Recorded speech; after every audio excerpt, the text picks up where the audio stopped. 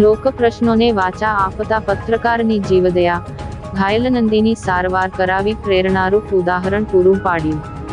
ભરૂચ શહેરમાં માનવતા અને જીવદયાનું પ્રેરણારૂપ ઉદાહરણ જોવા મળ્યું.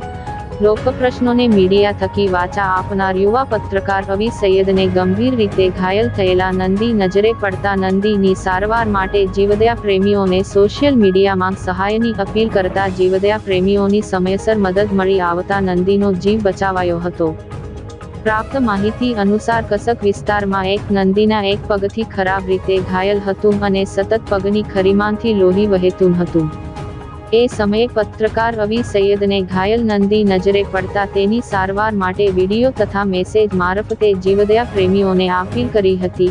આ અપીલને પ્રતિસાદ મળતા જીવદયા પ્રેમીઓ ઘટના સ્થળે દોડી આવ્યા અને તાત્કાલિક પ્રાથમિક સારવાર આપી નંદીના પગમાંથી વહેતું લોહી બંધ કરવામાં સફળતા મળતા તેને ખૂબ રાહત મળી.